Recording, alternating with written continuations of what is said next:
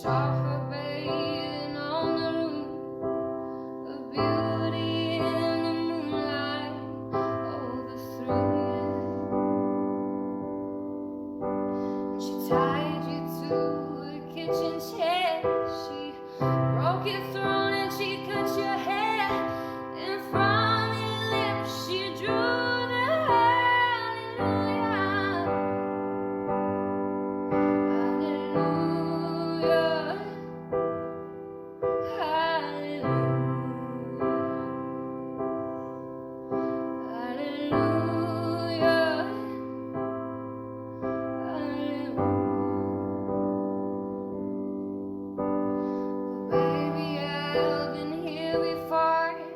I've seen this room and I walk this floor.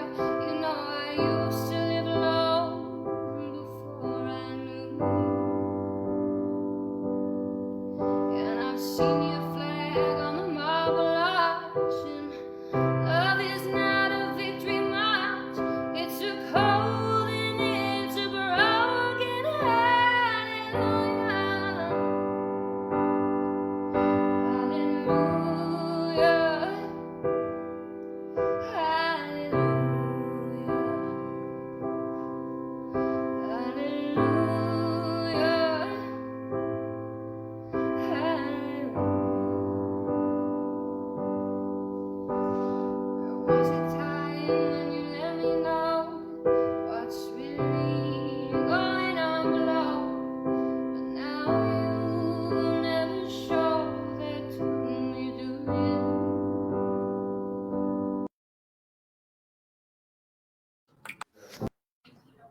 Hey, how you doing? Welcome to the award-winning Mad Radio Show with John and Sam. We are making a difference with our first responders across the nation, giving them mental awareness and the healing and the resources that they need to avoid what our show is all about today, and that is a bucket dump. Welcome, Sam. How are you? I am doing fantastic. How are you? I'm doing a lot better than I was 47 days ago or 45 days ago, whatever it was. That is right. And first, just it's great to see you on camera. We haven't seen each other in person. I know. Welcome back. It's I appreciated all the phone calls, our chance to talk while you were where you were, and we're gonna share about that. And so I'm hoping that people are going to come on and just really take in everything that you have to say. I'm just as a technical side, I'm not seeing us, by the way, live on the Mad Radio page. Sure. We should be. Maybe. I want to make sure I will double check that. I'll share it anyway. Let me just make sure. Definitely. On the Badge of Honor page and the Mad Radio page.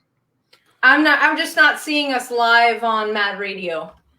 Oh, okay. I've been out of the loop for a little bit, so just a minor detail. It's okay. So I don't know where we are actually going. We are live right now. Check it now.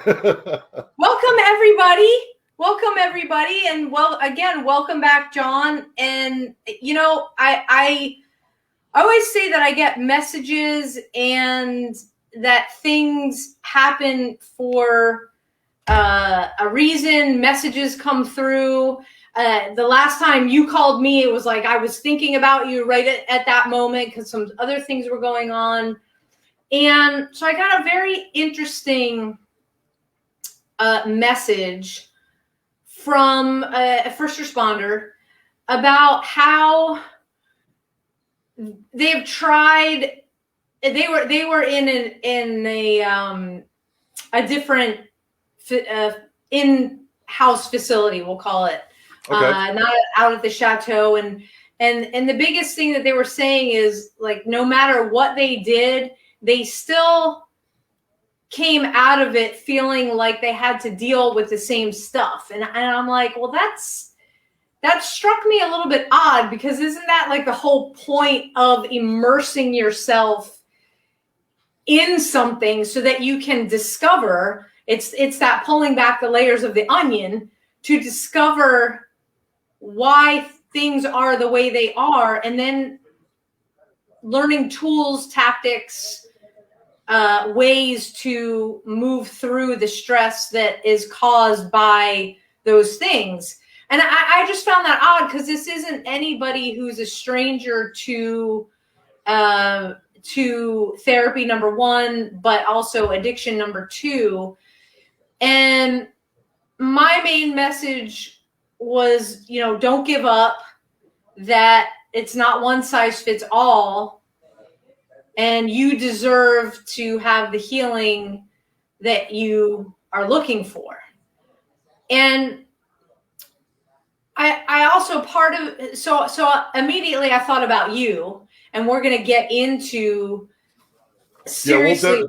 We'll dive into the whole story. That you went through, but also this secondary fact of, well, if you don't let it work, it'll never work.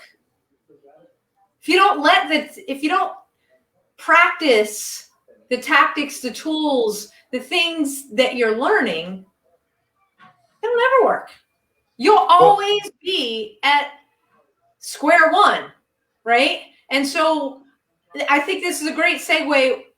Fill in for people that haven't noticed, like you've been gone for a month from the show.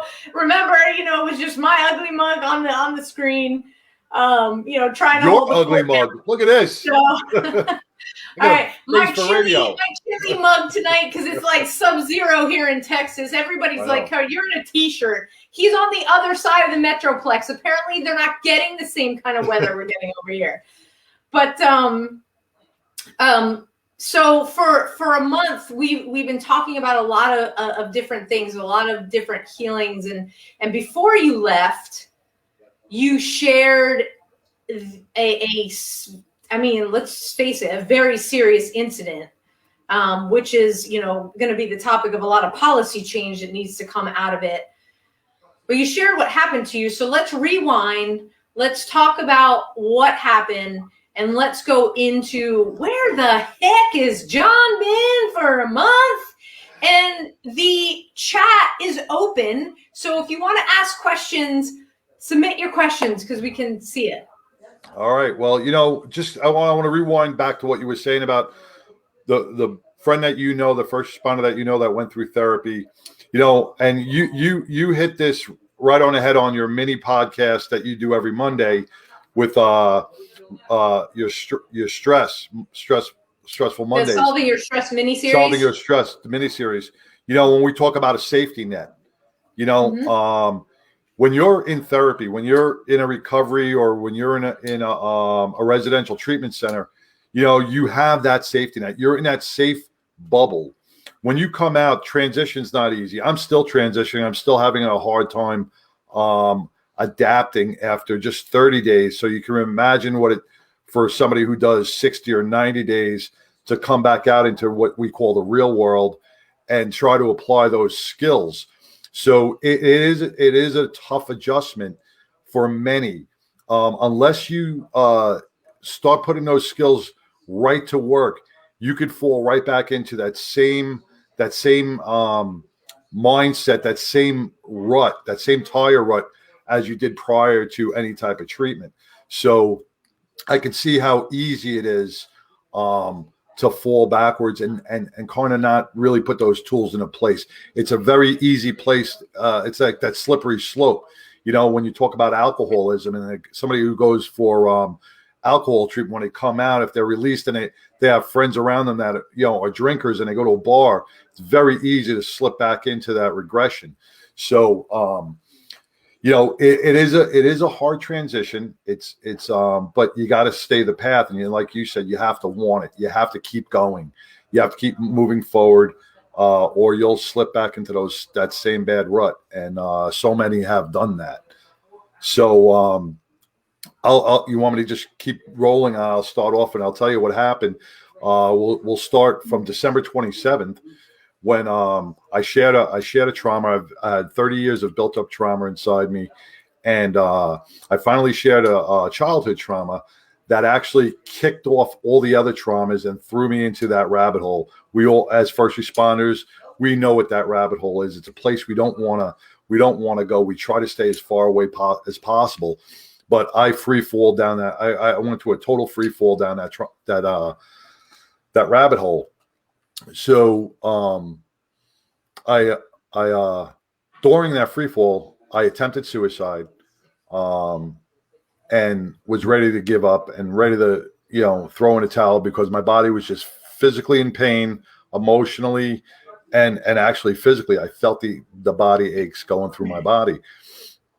When we talk about policy and procedure, and without calling anybody out, it was handled 100%. It wasn't handled right. It wasn't handled the correct way, as in sick. I was sleeping, and the police department. My wife was, begging with the police department outside, along with some other first responders that were outside that were here to help me, to just come in, wake me up, and take me over to a mental health clinic to get the therapy that I needed. But the police department chose not to. They chose to shoot 6 canisters of tear gas through my house after about a 4-hour wait, and making sure that my wife and all my friends were off the block. They ordered everybody off the block before the SWAT team came in.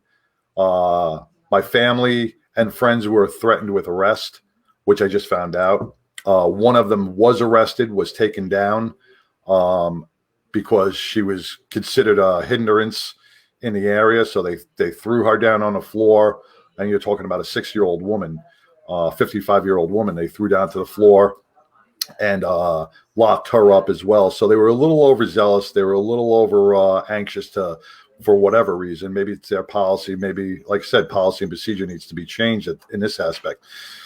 So, they shot the tear gas into my house. I finally woke up. I heard the breaking glass. I ran to my front door. I ran out to my living room, where I thought I'd find my family, but they had already been removed from the house.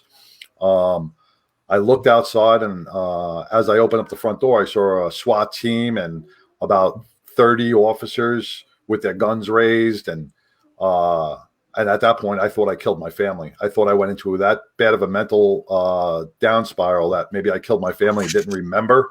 So now my whole body is reliving this whole thing again. It's in total shock. They're screaming commands at me, and I finally realized what's going on. So I obeyed all their commands. I lifted my hands. I get out to the street. I get down on my knees like like they're telling me to do. I'm cuffed and I'm thrown in a police car. And at that point, only one police officer came up to me, and he said, he goes, listen, he goes, we understand what's going on. And this is why I know they knew what was going on. They knew the aspect of this. So the one cop turned around to me and he said, he goes, hey, we're going to take you over to JPS Hospital and get you the medical evaluation that you need. He said, we're with you. And then about he shuts the door. And at that point, I'm like, oh, so relieved. I'm like, okay, they're going to take me for some mental treatment. And then the door opens up maybe 5-6 minutes later, and here comes another cop saying, we're going to lock you up. You're being locked up for domestic violence felony. And at that point, I was back in shock. I didn't know what he was talking about. And he said, because you pulled the gun in front of your family, it's protocol that we have to lock you up. So, like, now my body goes back into a free fall. They take me to the local jail. I spend the night in jail. No therapy, no help, no nothing. Thrown in there just like a common criminal, facing these mental problems. They throw me into a cell. I'm once again feeling the downfall. Oh, I think we just lost John from the stream here. I'm not sure what happened. So until he comes back, I'm back. We can hear he's coming back in. I'm back. So there you are. You're back. Okay. Yeah, we're back. I don't know why we lost signal there. That was weird. So so at the next stage, they wake me up about 7 o'clock in the morning, and I think at this point they're going to let me go or they're going to take me to the hospital. But no, they pull me out. They shackle my legs, they shackle my arms, and they move me into a prisoner van where now they transport me over to the county jail. At that point, the whole process goes over again. I get strip searched, thrown into a jumpsuit, and put in a cell again, waiting for some sort of answer about my bond, what's going on. At this point, all they're telling me is I'm arrested for domestic violence, and I still don't know what the deal is. After about 15 hours in the cell, they come back and they now they move me up to general population. They move me up to a cell block. So I go through a whole nother strip search again. I get put in prison jumpsuit, shackled, and walked up to the tier, where I spent the next 8 hours in a cell by myself, with nobody telling me what's going on or what the next steps were. Right. So you can imagine I'm in a free fall. I'm still mentally shocked from all of this. And being a retired cop up on the cell in this state, I started rolling bed sheets. I was done again. I was looking for a place to put the bed sheets, looking for a place to hang myself. And then I've seen on TV all the time, you can hang yourself right off the toilet bowl as long as you sit down. So now I'm pre-planning that in my head. So as I get in the sheets rolled up, I hear the guard coming down the hallway. So I kind of unfold the sheets. I don't want him to find me. And he opens up the door and he says, "Okay, you're bonded out." And this was about maybe 4 o'clock in the morning. So he, tells me to grab my stuff, put everything together, grab my stuff, walk back down a tier. And after about 3 hours of exit booking, I get thrown out into the street. At like around 6 a.m., I get thrown out in the street, dead cell phone. I'm in the middle of Fort Worth. I got no jacket. I got no jacket because all I had was a T-shirt. And thank God for my son-in-law, who had spent the last 15 hours waiting outside the jail to pick me up, because I would have had no recourse. I had no money on me, no wallet, no nothing. My family there was no contact with my family whatsoever. But they just threw me out in the street like, "Hey, there you go." So, the mental health issue of what happened that night was not communicated to the county jail, was not communicated to the officers involved. And they just looked at me like a domestic violence violator. So the ball was dropped somewhere, be it on policy procedure, be it one of the officers didn't have enough training or command staff. I don't know where the ball was dropped, but it made matters 1,000 times worse. And after talking to people, I know this goes on across the nation.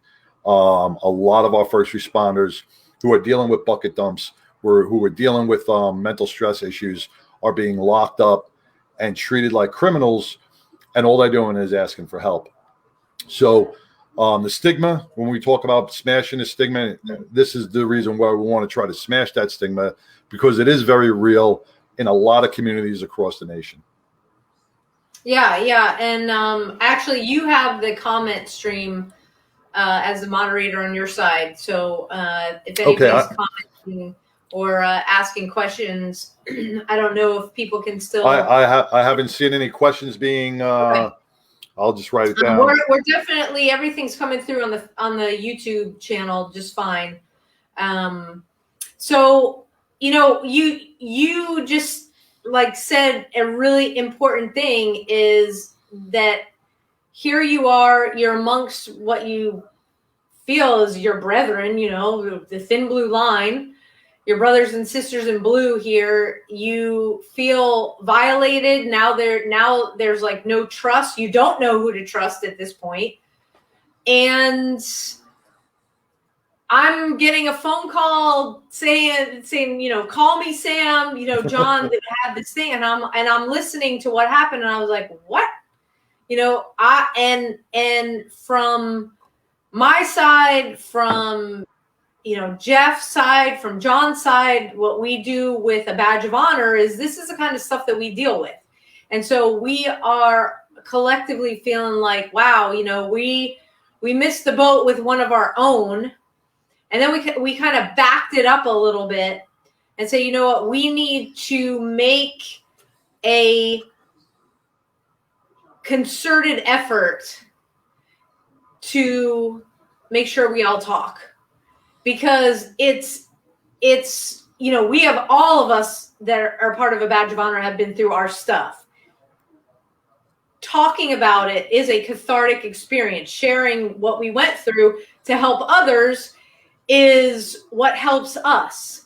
But sometimes it doesn't actually help us. It reminds us of other traumas that maybe we haven't come to grips with, come to the surface with, talk to other people about it. So the biggest lesson that we all learned out of this, there's two lessons. One, the safety net's always there. Absolutely. Two, that us as educators, we also need to clean house and take care of us as a collective group. That we're not immune to the demons that may, rear their ugly head at whatever time of morning or night. And so we learn from this, and fast forward, scrambling, making phone calls, you're getting your land legs back because you just been through the freaking roller coaster ride of a lifetime. And we get, you're going to the chateau. Well, and, just to reverse that, like what a badge of honor does here in Texas, I gotta give Trauma Behind the Badge, Chris Scanlon and Doug Monda from Survive First out of Florida, big kudos for what they did after you made that phone call for me to those guys, because they also got the ball rolling with the chateau, Yeah. And so many first responders don't have the opportunities that I have. I mean, I have friends like you and 12 that really knew how to pick up this ball and continue rolling. If I was just some schmuck out, retired guy that was thrown out in the street, who knows where I would have gone. I knew I had your support of you and 12 and Chris and Doug. I knew I was in a safe place once I got myself rolling again. But there's so many officers out there that don't have that safety net or that support network that's out there for them. And that really scared me a lot, knowing that we have our first responders out there with no recourse, no place to go that they feel safe. And that's why we do what we do at Right. a Badge of Honor. And I have that page. It's abadgeofhonor.com, and you can scroll down. All the resources are right there, vetted resources. And so when we're in crisis, these are the people that we reach out to. It's not, we have all these great resources, but we don't use them. We use them. We use them a lot. A lot. We are human. We are not machines. So picked up the phone and got you out of Dodge to some scenic, beautiful place that you shared in the montage as we opened the show. I spent the last 30 days with some of the most amazing people, Sam, from all different walks of life, different first responders, not only different civilians who are battling different addictions.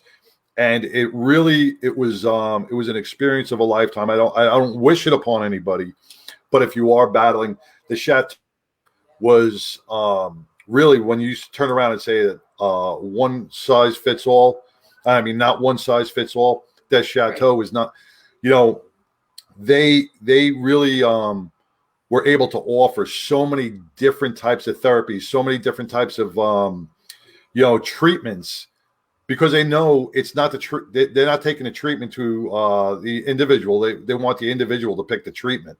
And that's the one thing that really resonated with me, because, everybody talks about EMDR and brain spotting and all these different therapies. And EMDR, I got to tell you, though it works on a lot of people, it did not work on me as well as it should. Okay. And that's okay. Then they went into brain spotting, and brain spotting had a better effect than EMDR. So they offer so much, and their regression, the regression percentage is so much smaller than those of most, because they know how to treat the addictions. They know how to treat the post-traumatic stress. The therapists are top notch. My therapist, Ben, was an amazing guy, and I'm hoping he'll be on next week to discuss even more. But let me tell you, between the staff, doing meditation, I've learned so much, so many skills and so many tools that I can take back here and take back to our first responders through Badge of Honor and bring to our workshops that will hopefully, resonate with most of the first responders we deal with. Yeah, so let's talk a little bit about, because, for the first responders and everybody that's listening, you want to make sure, that resources they sound like, hey, you feel comfortable reaching out to them. Okay, you just went through a huge, you had the traumas that you're dealing with in the past that brought this incident on the 27th on, and then that exposed and brought on a whole new set of trauma, because, again, the whole violation by, the thin blue line that we should never see. Right. It's when you got there, were you nervous? Were you scared? Were you like really stressed out that, all this stuff was going through your mind of what you experienced since the 27th of the time that you left? Because we talked before you left, and there was a lot. Yeah, no, I was extremely stressed. I did not know what to expect. I was never placed in a facility like this. I've actually never even visited a facility like this. But sorry, now my dogs are barking. It's okay.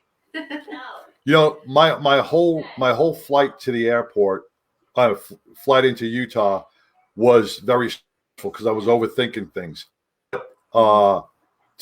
Danny, the CEO of Chateau Recovery, picked me up at the airport, and that's a 45-minute drive. He came there. He picked me up as soon as my plane landed. He texted me, "Hey, I'm outside. I'll help you with your bags, whatever you need." So I went outside. I got in his car. We had 45 minutes of windshield time where he really decompressed me. He told me what to expect, what the place is all about, and really made me feel at ease. So I mean, right there, I said, you know what CEO is picking a client up at the airport? Right. And right there, she told me off the bat, I'm like, man, this is a place that cares about its people, So, or they just didn't have anybody else to pick you up, and he was like, all right, I'll pick him up. But no, he was wonderful. He our chats going to the chateau were amazing. And then as soon as I get to the chateau, it's not like this hospital setting. It's an old bed and breakfast that they converted into a recovery center. And it's surrounded by beautiful mountains, so it's very tranquil. It's not like busy. It's in a private like HOA type area, so you don't have a lot of traffic. It's very peaceful. It's a very peaceful place. I get inside, it was almost like walking into being a guest getting registered at a hotel, because from the moment you walked in, the reception desk was there. They welcome you. They don't treat you like a client. They're treating you like a guest. The medical staff brought me in, did an evaluation on me, asked me some questions, and you could tell right off the bat that they were very concerning on your issues. You weren't a number, you were a person. Everything was how do you feel about this? This is what we're going to do. They explained every step of the way. And, when we talk about first responders being open and sharing their experiences with other guys and girls, right? I'm sure you have friends that you've known for a lifetime, but there's certain things you kind of feel a little weird sharing with them, you know? Even the clients at the Chateau, the group that I was paired with, when I walked into the kitchen, I met these two amazing people. I'll just give you their first, one was a nurse and one was a firefighter, and I went and I sat at the table and they came over and they were just very inviting. They were like, "Hey, how you doing?" They introduced themselves. And after about 15 minutes of talking to the man, my whole vulnerability just opened up and I shared my story. People I don't know, Yeah. So I shared a trauma that happened to me, as a kid with these people that I don't even know. That's how safe this place makes you feel from the moment you walk in, that you could just throw up every trauma, throw up every emotion, because they're right there to help you out and catch you and give you the tools you need it's okay to cry. I think I did more crying in 30 days than I have in my whole life. And I had more shoulders to cry on. And that's not only the clients, that's staff. Any given time during the day, boom, the staff was there for you. So, yeah, it was, and we had a guy in therapy who has gone through 10 recovery centers for alcoholism, right? Now, you think that guy's pretty well versed in recovery centers, right? Yeah, 10's a lot. Yeah, this was his first time in the Chateau, right? His first time at the center, and he was an older gentleman. And after this is his 10th time in, he goes, "You know what?" He goes, "After all these years in recovery," he goes, "after going from recovery center to recovery center to recovery center," he goes, "This is the only place that's ever made me feel comfortable and confident that when I leave, I'm not going to drink again." Wow. It's got to say something about the place. Yeah. So as it goes with first responders, we approach everything with our armor on, like shields up. We're not trusting because it's like, hey, I don't know you, I'm not going to let you inside here or here. Right. And the fact that the space was created right off the bat to make you feel welcome. And the biggest thing, for us and what we do is we want to make sure we get the person to the right place. And we said in the beginning, not one size does not fit all. So the fact that we have all of these incredible resources at our disposal, that's the beauty of what we've been putting together at A Badge of Honor for 2 years now. It's been that long. And so we knew, the people working behind the scenes, that we were getting you where you needed to be, because the biggest thing, and I'll speak for me, was to immediately have you surrounded by a family member of first responders, that no matter what, you were with people that have done what you've done as a career, that had suffered traumas both in and out of being a first responder. And so you weren't going to feel like an island, number one, and that you could let those shields down. And that's what it's all about. Take everybody that's listening. And again, first responders, this is really key, because it's not about you thinking that it's all on you, that you have a built-in network. Even if you don't know me and John, and you go to the website and you scroll down to any of those resources, you call them, you say, "I got your number from A Badge of Honor." They know who we are. Okay. So you are not alone at any point. And so here you are, you're sharing with these people, and all right, now, I don't know. Now it's game time. Like, maybe you got the first couple of hours to kind of like get your feet wet or whatever, but now it's like ding, ding, ding. Time to get the help on. Take us through your first day and what was going through your mind, like kind of like from the moment you woke up, like, okay, this is real. Well, what they do is, I'm not going to lie to you, they're long days. They're long, hard days, but they work with you to, that's because they got a lot of information to give you. So you get a knock on your door at 6:30 in the morning to wake you up. 7 o'clock, you are down in the rec room doing some sort of meditation, and they kind of change it up on different meditations and different yoga and different stretching exercises. So you do that for about an hour. All right. And then you move in and they give you breakfast. The food there, I have to say, is top notch. 4-star chefs cook amazing meals for you. They keep you very healthy. Steak every Friday night. The chefs are amazing there. So, after breakfast, then you go into group, and sometimes the groups are an hour, 2 hours, 3 hours. It depends who the speaker is that day. And they'll, it's more of a sharing group. They'll tell you how the brain works. They really let you know what's happening to your brain as a first responder in the fight or flight or freeze mode, and how the midbrain works and how it releases chemicals. They don't, and they tell you this in layman's terms. They don't tell you in some psychology terms. They tell you like a 6th grader can understand it, and that's my mentality sometimes.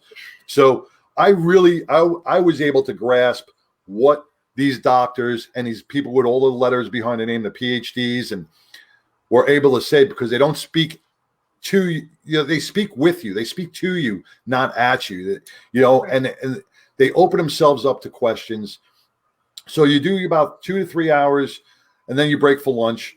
After lunch, either you have a little rec time, or you'll have guest speakers coming in from either Trauma Behind a Badge or different recovery meditation sites, and they'll tell you different, give you different stress debriefing tools. Mm-hmm. So it's constant tools. And then you work that until about dinner time. That goes until about 5 o'clock. And then usually around 6 o'clock, you do one last hour of some sort of group therapy, or you may have throughout the day, you have individual therapy, either EMDRs, brain spotting, or time with your own personal therapist. So they rotate everybody through those as well. So then after 6 o'clock, about 7 o'clock, we have what they call wrap up.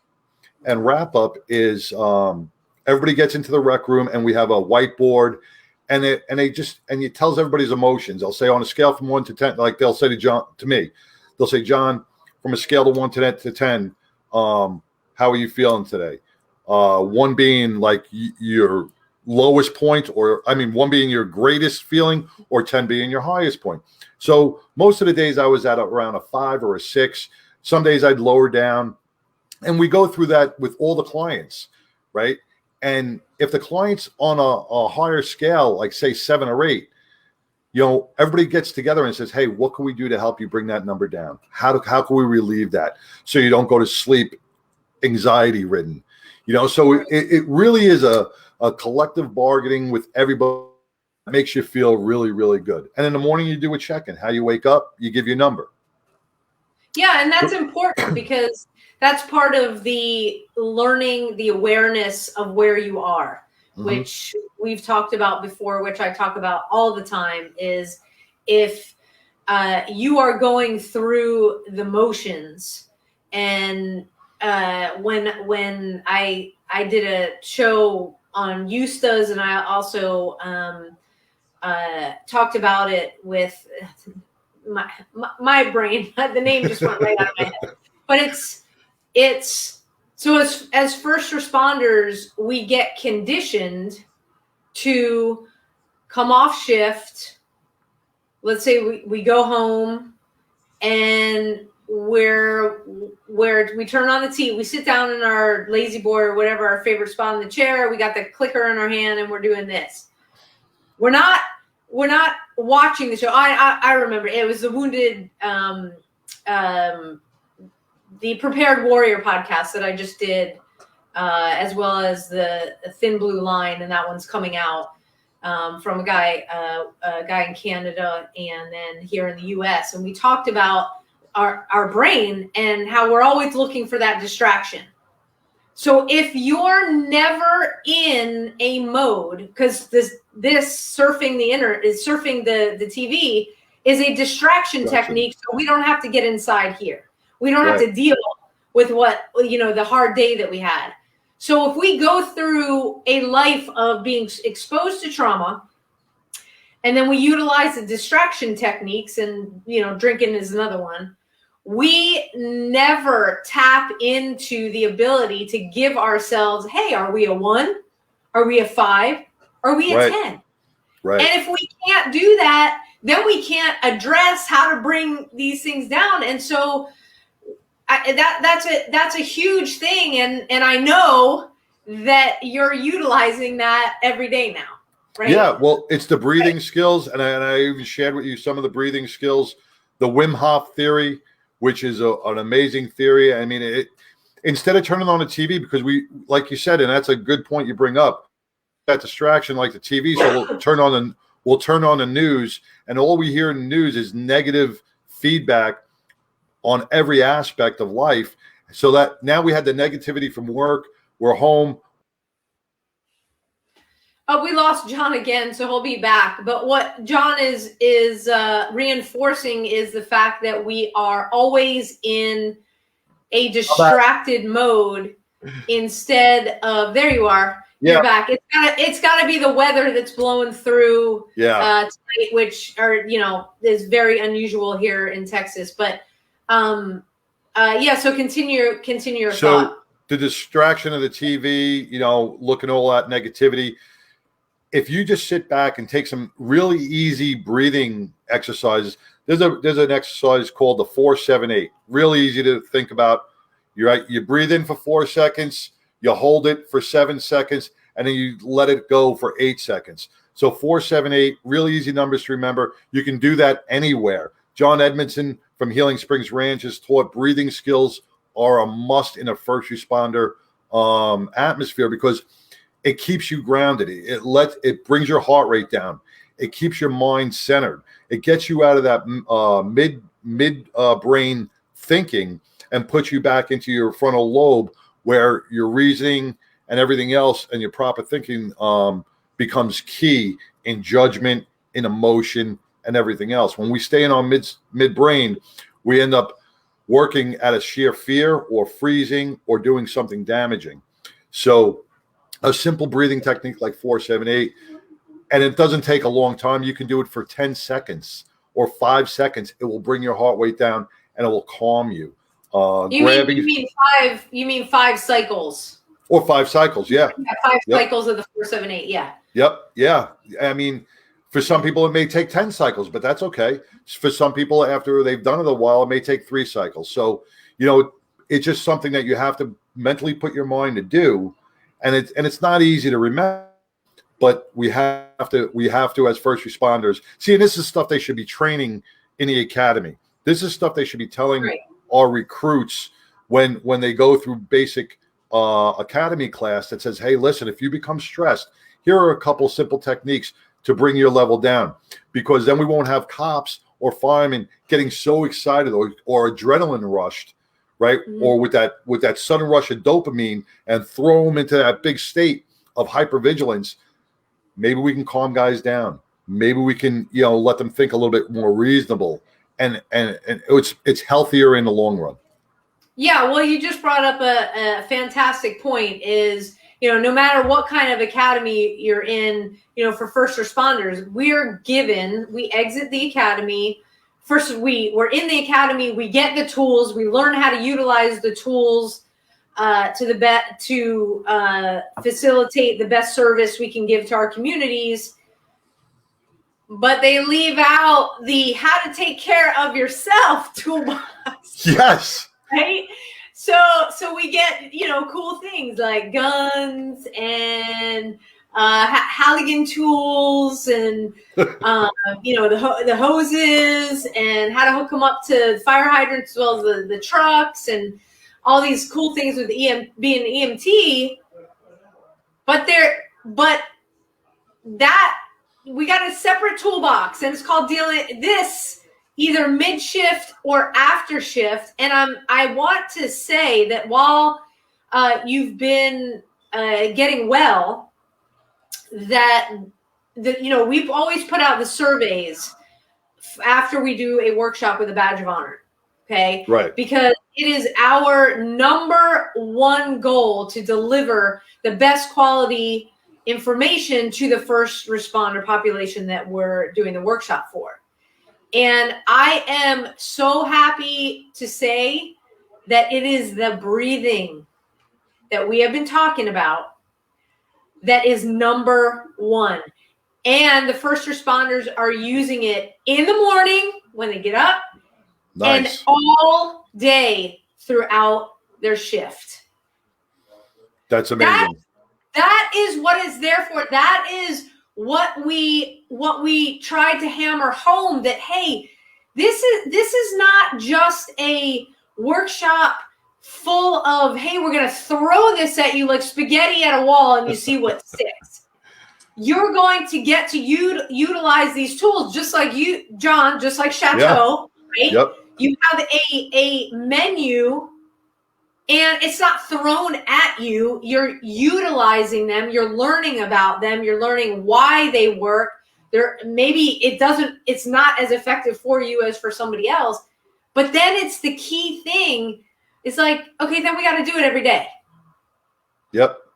You got to make a conscious effort to do it. Exactly. You are a part of your therapy protocol. It's not sitting there listening to a therapist explain to you, oh, well, this is what it is, and this is, so let's do it now. And then you get up, walk away, and you don't do it. Right.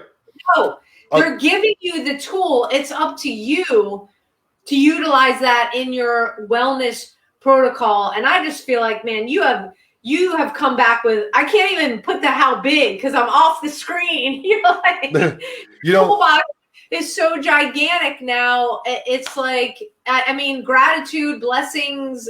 I'm just so happy for you. Let me tell you, it's you said it too, a psychologist or a doctor could only tell you so much. They're going to tell you, they're going to hand you the tools. It's your choice to use them outside. They can't babysit you. So that, you're the one that has to put this stuff in place.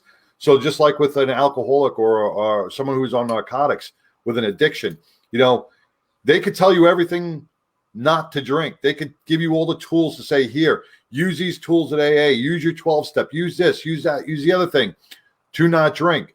But you know what? Once you leave that little bubble, okay, it's all up to you. It's all up to you if you're going to choose to continue on with what they have trained you to do. So that's why it's the utmost important to have confidence in the person that you are dealing with, confidence in the facility that has trained you with these. Do the research. Healing Springs Ranch that we deal with John Edmondson, now the Chateau. We want to have confidence in our providers. We're not just going to go to some general practitioner for our issues. We want to go to people that are professionally equipped to handle this. And, the Chateau definitely has 100% equipment in their staff to help you get through all these issues, no matter what they are.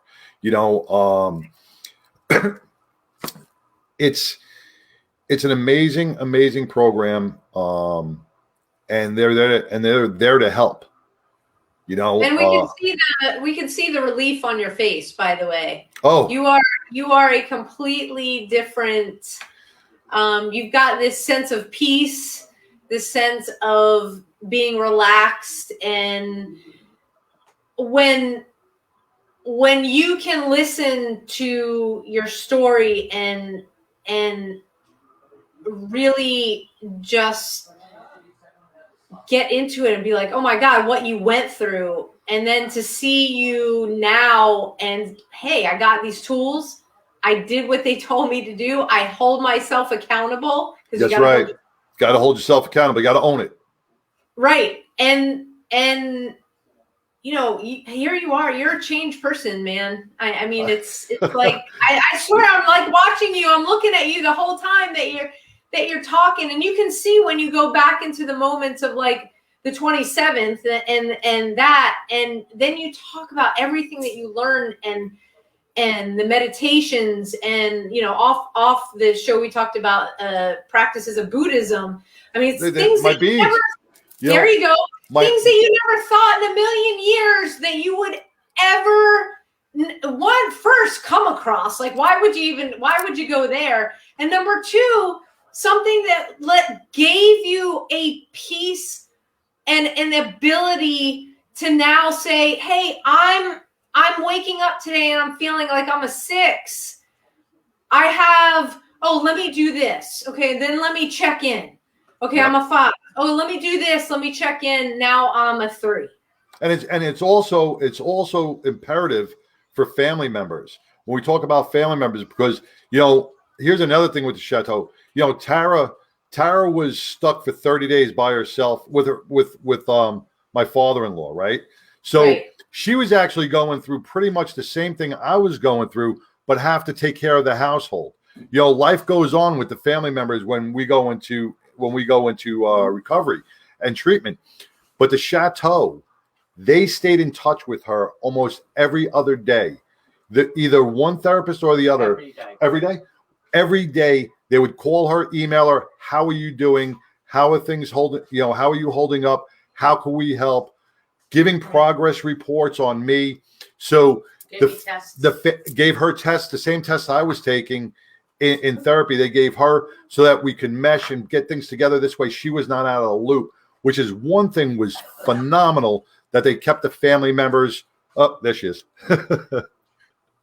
Hello. Great to see you. Oh, yeah. Hello. It's so great to see you. You too. And I told John, thank you so much for all you did for me and explain things to me. Oh, you're so welcome. So real quick, don't give him the headphones back. Okay. What did it mean for you to be able to be involved in this process? Shock that they reached out to me. And you know what? I was on board from the minute one, and they were shocked that I was every day I was waiting every Tuesday for the new week thing to do. And I would send, and they said it was up to me to invite family and friends. I was inviting everybody. Get involved, to a point. Yeah. Right. Yeah. That's awesome. That's that awesome. made me. We had talked about, John and I, many times on the show that, very early on when you have a first responder in crisis, the family is often left out of the process. So I think it's important for people that are listening tonight to say I was it is. For the chateau particularly, was so not left out. From day one. I had Lee, who was our family, counselor. I spoke to Ben, who was John's personal therapist. I have spoken to Lori, the nurse, who was a nurse, but also the first responder therapist. Mm-hmm. I mean, it was all the time. I had a camaraderie so bad that one night I was on the phone with a couple of different ones till 11 o'clock at night, texting, talking. It was wonderful. And I could ask them anything. That's great. Yeah. It was wonderful. Awesome. I'm so glad that was the place he went. All these years, I was hoping that it would come to this, not at this point, not in that drastic way, but I don't think there could have been a better place. I think God has a way. God has his time for things to happen, because this was unbelievably 5-star. 5-star. Awesome. Okay. Awesome. Well, we're looking forward to. I think we're going to have Ben or Danny on next week, right, John? Ben or Danny on next week. Yeah. Yep. All right. I'm putting the headphones back. Sam, I love you for your support. Love you. Thank you for letting me vent to you that night. I love you. Love you too. Anytime. Much blessings. So. That was. You can see how emotional she's getting just thinking about the treatment that the chateau offered even the family members, which is such a vital part of recovery when it comes to something like this. Okay, so I'm looking at the time, and I want to touch on something that's really, I think, really critical that people tend to overlook, and first responders and beyond, because we create our environment at home. A lot of, offices, and because of COVID, all the Zoom meetings, you can see behind me this way. Yeah. That, I have the patches. This is a different scenery. It has not always been like this. Where I come and do all my meetings it was a 3-year work in progress. It's finally up. These things stayed in boxes for years. I mean, when I found the box, I was like, oh my God, I didn't even remember that. Like, I remembered I had them, but I didn't remember where I put them. And I want to talk about creating an environment that is conducive for continued healing, because all of our, I'll call it trophies, our awards, our pictures, that's not always the case. We as first responders sometimes do that to ourselves. And I don't know if you wanted me to elaborate on what happened in my house with my patches. I don't know if I spoke to you about it. I want you to talk about what you learned in Chateau, specifically about creating an environment that's conducive for your success and continuing with your therapy protocols versus, right. And when you came home, you realized, oh, I don't have that. Right. It's called a Watkins room. You develop a Watkins room somewhere in your house where it has, soft lighting, some nice pictures, positivity. We as first responders tend to hang things in our man caves and our woman caves and our trophy rooms that bring back a lot of negative energy. It's okay to hang up awards, and it's okay to hang up some, nice commendations or pictures. But when we start putting up the negativity stuff, the blood and guts, the traumas, even though they're fun sometimes to look at, we all know that. We want to show them off to our friends, that's all well and good. But every time we walk into that room, our brain, our eyes are like a camera. They scan the whole room. And even though we don't look at it and say, oh, I remember that, our eyes and our brain are taking in all that negativity, and it's right. Our subconscious. So we tend to now have that in our heads. And until it's like watching the bad news 24/7, you're going to become negative. So what we have to do is to remove a lot of that negativity, fill it with more positive stuff like the Watkins room and soft lighting and a safe zone for us. It's okay to share a lot of the stuff in your room, your awards, your pride stuff, but to stay away from the headlines. I had all the 9/11 headlines in my man cave. Why would I do that to myself? Every time I walk in, that's all I see. That's all I remember. And it brings me back to those dark times. It brings me back to those dark places. So I bet you every first responder that's listening to us right now, or every spouse of a first responder that's listening to us right now, can go into their man caves and go, well, that's negative, that's negative, that's negative, that's negative, and start pulling that stuff down. Believe it or not, it really, really helps. It puts you into a whole different mindset. And that's what we have to do, is get into a different mindset. Right. It's that awareness. If it was never talked about, if you, John, had personally never gone through the 27th, didn't go to the Chateau, didn't learn about the Watkins room, you might want to put that in the comments. Watkins, Watkins, right? Is that what you're saying? Yes. Yep. Watkins room. You would have never understood how everything, and I've seen the pictures and everything in your man cave. You would have never put two and two together. You would have just kept going through life with this undercurrent of stress that you talk about, not knowing where it came from, not realizing that you were putting yourself in that environment every single day. Well, of course, that's going to have some effect on you. And I just think it's awesome. We could go on for an entire another hour about what you learned, and we're actually gonna continue this next week. so we can really do a continued deep dive and understand even more. And again, if you are wanting to know more, if you are a first responder family member, a friend of who wants to know more because you're recognizing signs in your loved ones and your friends, you can go to abadgeofhonor.com. Is right there. Scroll down to resources, click on the Chateau Recovery icon, or logo rather, is on our recovery. It's on our part. Wow, it's been a long day. Our partners, scroll down, our partners, you click on the logo and it'll take you right to the webpage.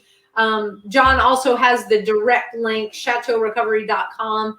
Again, please, this is all about information gathering for you so that you can help yourself and others the best way that you know how, because we've got to stick together. Whether it's the thin blue line, the thin green line, yellow, red, doesn't matter what line. If you are on the front lines as a first responder, with everything that we are seeing every single day in this crazy thing called the United States of America, we have to stick together. If there's never been a time before now to stick together as a collective family, we have to do it right now. We've got 16, I think it's 17 suicides this year, and it's only February 10th. We must look out for each other. We must not be afraid to say, hey, how are you? Hey, what's up? Hey, I noticed you got really pissed off at this. What's going on? We can't be afraid to start the conversations, as uncomfortable as they might turn out to be, because you never know when you're going to be able to save a life. And John, just, thank God things worked out the way that they did, that at least the one officer on scene had the forethought, had the awareness to realize what was going on. Your time will come, our time will come to deal with the policy procedure and aftermath of it, because that's a policy thing. We will get it done. We're not going to give up that fight, because no one should be treated the way that you were treated. There was no reason for it to go down the way it did, and hopefully a lot of incredible things come Sam, out. I just want to cut in real quick, because you brought up the 17 police officers. I think it's 16 police officers so far this year, unless I'm mistaken. But let's just bring back to, we're talking about our mental health and how our departments supposedly have all these mental health awareness programs put in place. We lost John again, so sorry about that. A lot of technical difficulties. So not sure what he was going to say, and we just had. I'm back. Okay, we got John back. So all right, so we just had is where you left off. Oh, well, we just had 2 Capitol police officers take their own lives because of direct impacts of what happened on January 6th with the demonstrations and the breach of the Capitol, right? And the death. And the death. One death of their own, yes. So I would figure that at no point in time there was a debriefing, a decompression, an awareness. No one took these officers in that were under total stress from that day and said, hey, how is everybody feeling? How are we doing? They sent people home with this extreme trauma inside them. So I don't think there was any debriefing. There may have been, but maybe it was not done right. We shouldn't have we're gonna find out. I think in 2 weeks we're gonna have some people on that were able to go to DC to find out more information. So stay tuned. Yes. For that show, we'll let you know when they're coming on. And we get to talk about the tough stuff. We get to have the guests come on to talk about the tough stuff because of your support out there. And again, if you're in need of help, we've got the safety net. abadgeofhonor.com is where to visit. We ask that, if you like what you're hearing, if you like what we bring you each week, please visit that website, click on Mad Radio. There's a place You can donate. Every dime goes to the Badge of Honor programs. We can't run this show. We can't do the workshops without your help as well. And so you can also support the show. Once the show is over, on our Facebook page, on the Mad Radio, you just scroll all the way up. We've got authors. You can purchase books, support the people that are out there doing the hard work every day to make sure our first responders stay safe. And I've been told the most unique way to support the show. Again, crazy, insane times we're living in. You owe it to yourself not only to learn to protect you, but to protect your family. Visit carryintexas.com. Get your Texas license to carry.